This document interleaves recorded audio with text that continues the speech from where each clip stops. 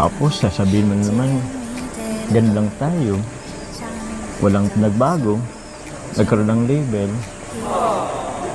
Sabi talaga ng level up. Bakit nabuboring ka na ba sa akin? Hindi naman siya nabuboring. Pero, what if, yun nga, level up tayo. Gusto mo ng level up? Tara, dun tayo. Saan tayo? Grabe, ano kayong level up ko? Ha? Ano? Anong level up sinasabi mo?